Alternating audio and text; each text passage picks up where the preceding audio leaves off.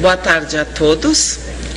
Dando continuidade às palestras desta tarde, nós queremos apresentar o palestrante Dr. Sérgio Felipe de Oliveira. O Dr. Sérgio Felipe de Oliveira é mestre pelo Instituto de Ciências Biomédicas de São Paulo, atua nas áreas de neurociências, clínica médica e psiquiatria. É diretor clínico do Pineal Mind Instituto de Saúde, neurocientista e idealizador e diretor do projeto Uni Espírito. Com a palavra, o Dr. Sérgio Felipe de Oliveira, com o tema Depressão, Ansiedade e Fobias. Não?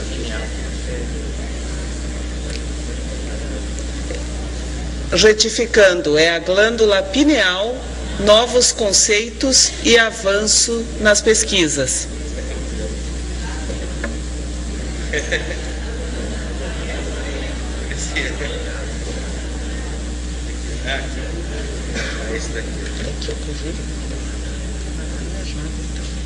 Certo? Certo. Já retifiquei, Dr. Sérgio.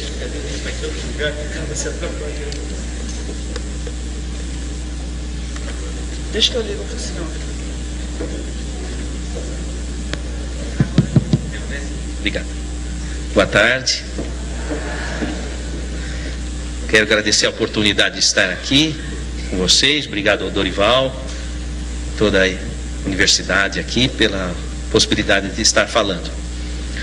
Eu vou expor para vocês alguns dados de minhas pesquisas. Uma parte dessas pesquisas eu fiz no Instituto de Ciências Biomédicas da USP e na Escola Politécnica da Universidade de São Paulo. A outra parte eu fiz no meu consultório e em conjunto com a Faculdade de Medicina da Universidade de São Paulo. Eu tive interesse de estudar a glândula pineal porque René Descartes, há 400 anos atrás, cerca de 400 anos atrás, disse que é o ponto onde a alma se liga ao corpo, assim como diziam os hindus.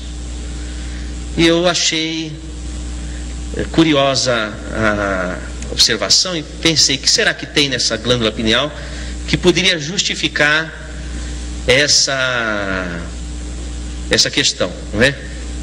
Essa é a história oficial, viu, Dorival? Mas eu vou contar a história verdadeira. Eu vou seguir o conselho da Lucy e vou falar.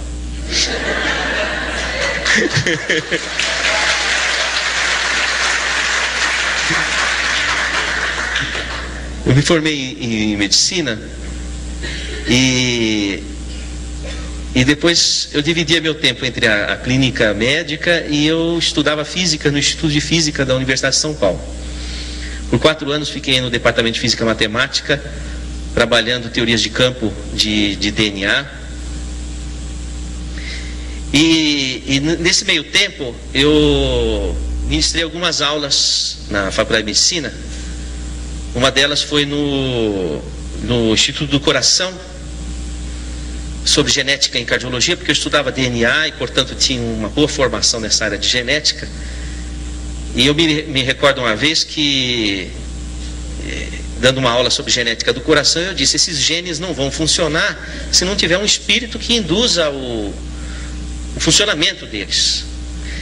E naquela época estava hospitalizado no próprio Instituto do Coração, do HC, da Faculdade de Medicina, o professor Zerbini. Já ouviram falar do professor Zerbini? E ele mandou me chamar. Eu fiquei apavorado, falei, nossa, falei alguma coisa que não devia. E ele estava hospitalizado com câncer, já na fase terminal da vida dele. E ele disse assim, ouvi falar muito de suas aulas, não é? Eu falei, professor? Ele falou, gostei muito. Eu falei, então ele me aprovou nas observações. Até ele disse o seguinte, tenho 2 aulas ainda para dar e não vou poder porque não vou sair vivo dessa UTI. Você vai dar essas aulas. Eu dei as 2 últimas aulas do professor Zerbini, falando que o coração não se formava sem que o espírito estivesse ali induzindo a embriogênese. E aí passou um tempo. E tinha um professor também na neurofisiologia, chamava Juarez Ricardo, professor titular de neurofisiologia. Ele, inclusive, que traduziu do russo a obra de Luria, que Luria, vocês sabem que foi o russo que fundou a neuropsicologia. E esse professor falava assim para mim, nós tomávamos café no centro acadêmico, e dizia assim: Sérgio, tem um abismo entre a psicologia e a neurofisiologia. Precisa de fazer algum gancho entre uma coisa e outra. E passou um tempo, o professor Zerbini desencarnou, e o professor Juarez Ricardo também desencarnou. E aí eu estava na minha casa, eu morava numa kitnet, eu e minha esposa, comia no fogão de uma boca só, e eu tive uma alucinação. Então apareceu o professor Zerbini e o professor Juarez Ricardo na minha sala, assim. Eu falei: nossa, eu preciso tomar um remédio, eu estou alucinando.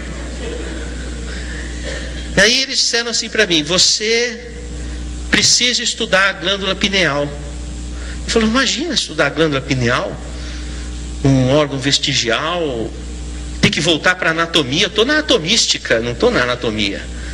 De jeito nenhum, não, você precisa estudar. Você volta na universidade, vai no departamento de anatomia e vai estudar a glândula pineal.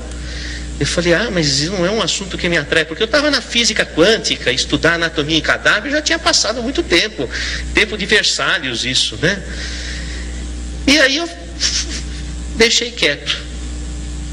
Aí passou um tempo, alguns meses, uma professora da anatomia, eu a encontrei numa palestra espírita, e me surpreendi. Falei: olha, professora, a senhora aqui, professora titular de neuroanatomia veterinária, a professora Ivênia Santos Prada.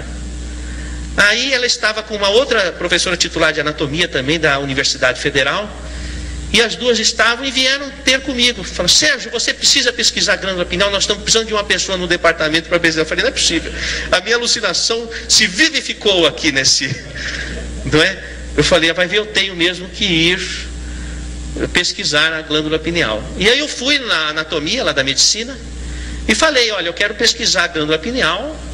Falaram: olha, você precisa fazer pós-graduação, mestrado, doutorado para pesquisar, mas nós não temos linha de pesquisa em pineal, nós só temos, e desfilou uma série de infinitas pesquisas, mas sobre pineal não tinha.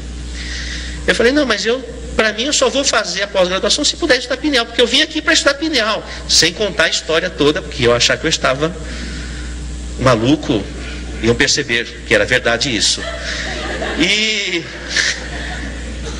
E aí um professor, subrepticiamente, entendeu a situação, espiritualista inclusive, e me deu espaço para eu pesquisar.